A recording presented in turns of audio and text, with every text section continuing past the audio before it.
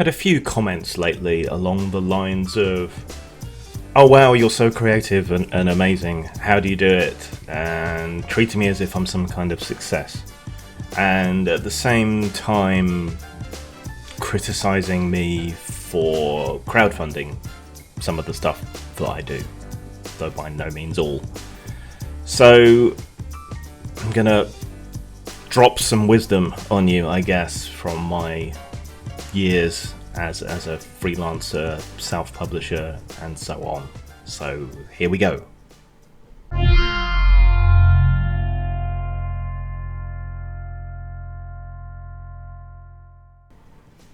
The first and probably most important thing to remember is that not everything works for everybody. Things that work for me, advice that I give here, needn't necessarily work for you.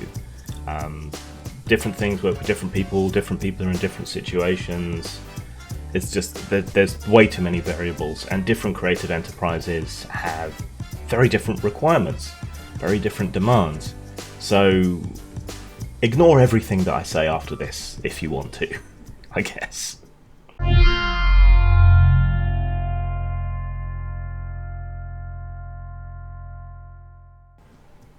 You know that saying about how if you do something you love, you'll never work another day in your life?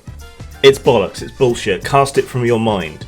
Wrap it up in a little package, weigh it down with stones, and throw it into the stinkiest, most polluted pond you can find. It's bollocks. If your work is doing something you love, then you're never not working. That's just how it works. Every day, all day, you are working, at least in some capacity, even if it's just thinking about it. You're turning what you love, what you like to do, into a business. And since you like to spend as much time as possible on the things that you like and the things that you love to do, that tends to mean that you spend all your time doing that thing. And it becomes especially important when you make it your work, because it's really difficult to make money at creative enterprises. So basically you have to work and you have to monetize everything that you do. It's like the apocryphal and wrong story about the shark. If you stop swimming, you drown. It's not true about sharks, but it is true about freelancing and working for yourself and working in a creative industry and doing something you love. A lot of people never make it at all. Very few people make something that really latches onto the public imagination, and they make millions upon millions of pounds. A lot of people are scraping by in the way that I do. So, keep that in mind. And like I say, everything becomes work, and you have to monetize everything that you do. When I'm playing a video game, I'm picking up tropes and ideas that I can put into games or stories. Same when I watch TV, same when I read a book or whatever. It's important to keep up on the ideas that are spreading and moving around, and that's a good way of doing so. When I'm writing an adventure for my friends for a game that we're playing, I'm not just writing it for my friends. I have half an eye on, okay, can I write this up properly and sell it in some way for another game? Literally everything you do becomes part of your work, and you have to monetize everything you do, which is hard for a hoary old socialist like me to admit. I would much rather have it not be that way. When I first started out in business, I wanted it to be a cooperative, a collective, but there just wasn't the enthusiasm on the part of others to make that work, so it ended up being just me and becoming a conventional business. But that's how it goes. You gotta eat.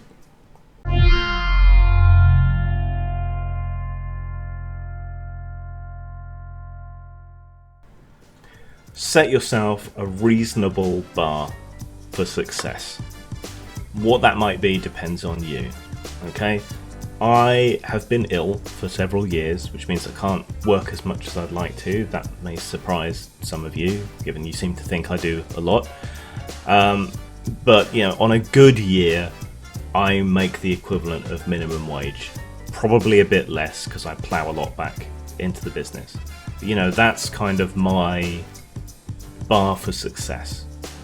My business started with about £500 and I've made that many times over. That might be another bar of success for you, you know?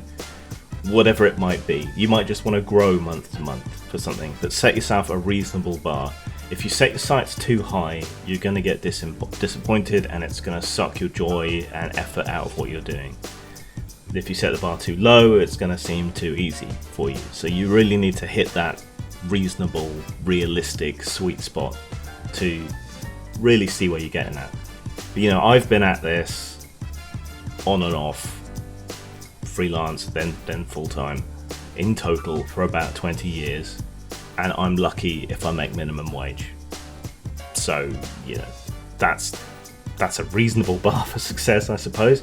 You're making as much doing something you love, which is worth a lot, equivalent to someone who's a shelf stacker or whatever, who definitely hates what they're doing, you know. But this takes a lot more effort than just trolling up to a supermarket or something and being told what to do, you know. There's a lot more effort, a lot more impetus, and you're definitely putting in a lot more hours. Like I said, everything that you do becomes part of the business. So these are all things to consider. I'm not trying to put you off. I'm just trying to say that this is the state of things as they stand.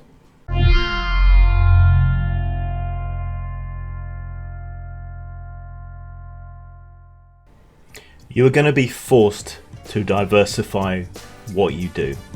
There is absolutely no getting around this, and it has become more true over time. It is not enough to just be a writer. It is not enough to just be an artist. Okay, you have to become a blogger. You have to learn how to manage communities so that you can, you know, get money out of Patreon. You need to consider your image that you're projecting, though that kind of goes both ways. I'll do that next. You know, you need to learn all sorts of other skills like videography and podcasting and sound management and people management, because you're gonna have to work with other people. Even if you're a comic artist, you know, you might have to work with a letterer, you might have to work with layout people, you might have to work with desktop publishing people, you know, and you're gonna have to liaise with whoever it is that's gonna print your book in the end. You know, there's all these skills, accounting, which I'm doing today, which prompted this. You know, there's all this stuff you have to pick up that you don't necessarily like or want to do, that takes away from the time doing the thing that you actually love, but which enables and makes more successful that thing that you actually love.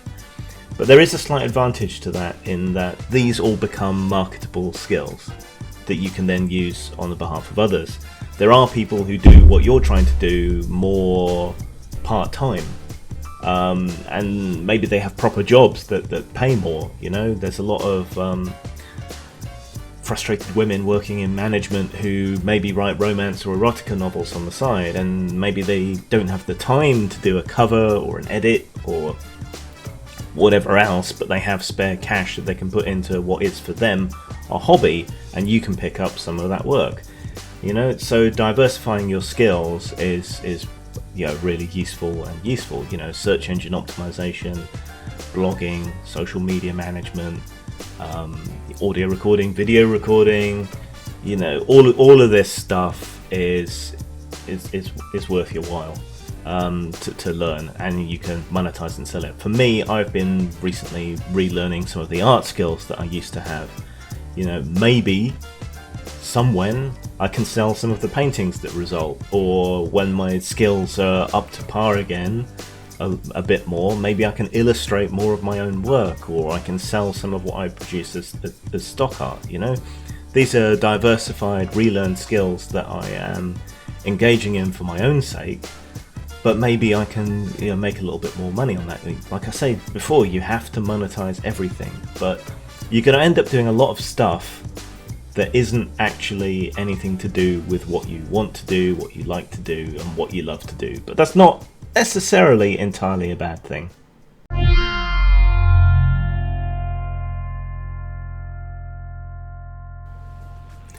It sucks vast amounts of dead penguin dick, but it is true that you do have to manage your image somewhat. When you are engaged in creative enterprise these days, you are a brand, and that brand has certain things associated with it, and sooner or later you're going to have to either take a stand on something that you personally, truly and really believe in, or you're going to have to compromise your principles in order to maintain the status quo and remain apolitical and retain the broadest possible audience. When you do stand up for something you believe in, you tend to lose people, but the people that do stick with you tend to become more loyal, I guess. Because backing you then becomes a statement similar to the one that you've made. This is good and bad. I think all creative people would prefer to be loved for what they do rather than the stands that they take. But it is true that people will then buy stuff you've done just as a kind of protest and statement in and of itself. Now, this can get out of hand. I have a reputation in some circles that is not really very much like me. I try to be a good person, but there are certain principles that I do not compromise on, and people tend to misunderstand those principles. So let's take an extreme example, but one that I haven't been particularly lambasted for yet, so this will be new. Fantastic. Okay, so there have been legal cases in which people who either produce or import drawn, painted, made up, imaginary child pornography like Lolicon and Shota have been arrested or stopped at the border if they're bringing stuff over, and have had trouble getting published and all sorts of things. I'm as near as damn it to a free speech absolutist, and on this issue I agree with the Comic Book Legal Defense Fund that these things should not be censored, should not be illegal, because nobody is actually being harmed. These are drawings.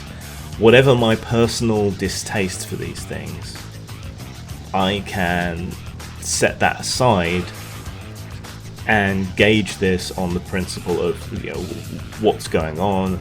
Do we want to compromise free speech on this issue? What would be the further knock-on implications if we ban this kind of material, and so on. A lot of people will read that as a principled and virtuous free speech stand. Other people will look at the nature of what I'm defending, though I'm actually defending the principle, and write me off as, I don't know, a child porn advocate or something. None of that is true, but that's what happens.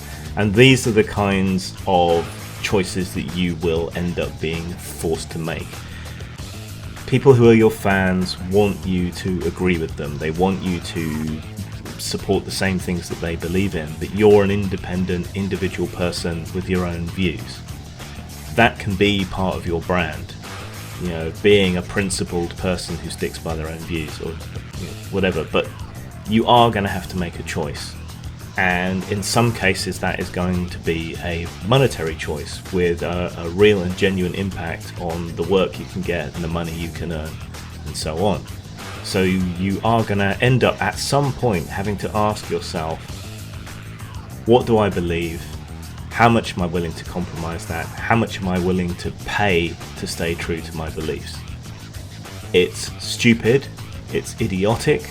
People should be able to separate the creator from their creation, but they can't, and they don't, and they won't. So this is something you're going to have to think about, and it's best to think about it ahead of time.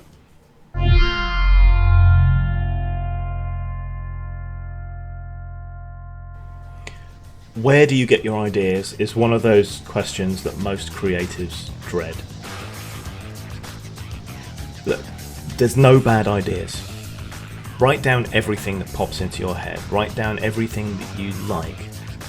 Scribble down ideas, store them on your computer somewhere, make a to-do list of all your ideas, add to them, take them away, mix them together, just constantly do it. Now, this is one of the upsides, one of the very few upsides of depression, in that your brain never really stops whirring away. It's constantly churning and churning and churning, and if you can channel some of that energy into creative ideas, that's great.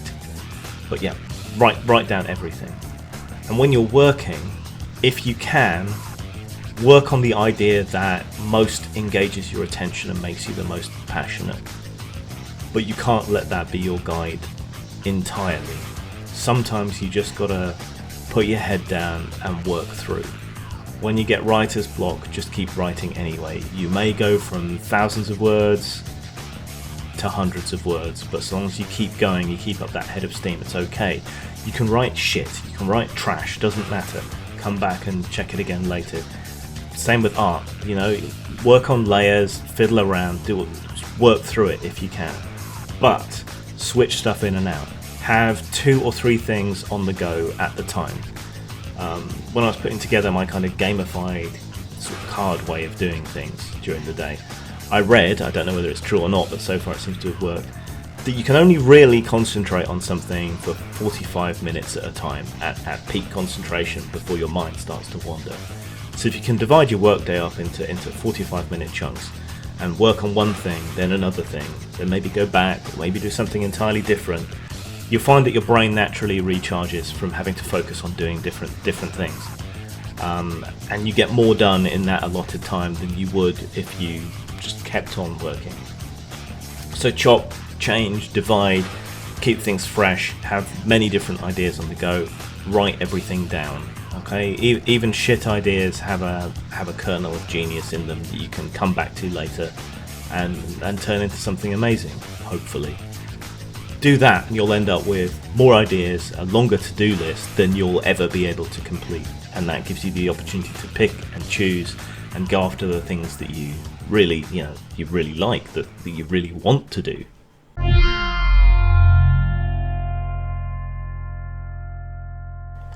I'm very cognizant of the fact that I have made it sound like working for yourself and working in a creative industry is really shit. And not lying, there are aspects of it that are shit. All the stuff you have to do that you don't want to do, that you have to do in order to make it work. That's not good. The lack of safety net, the lack of money, the requirement that family, friends, etc. are all supportive. These are all off-putting. You're choosing a hard scrabble, difficult life where you really never get to rest until you die.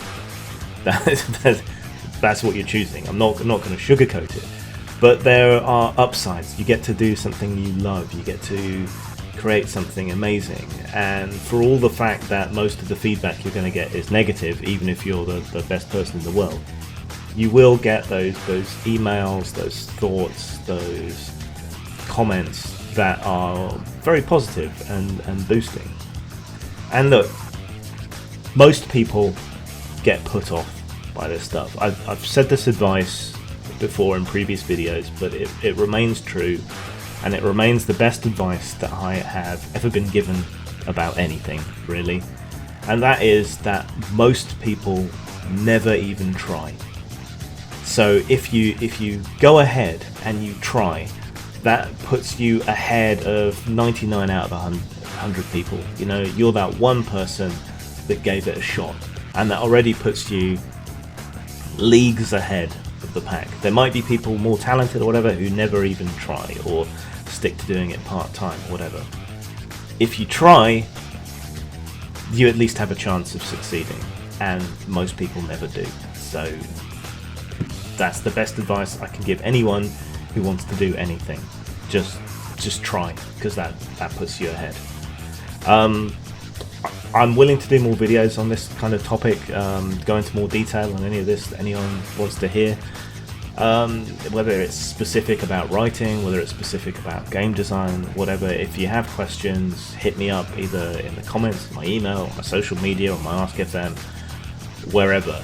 But to reiterate some of the stuff I said at the start, I don't consider myself to be that successful or any particular model, but I do know the lay of the land and how shit works. So if I can give advice that would help someone else make a go of it, I'm more than willing. Zang.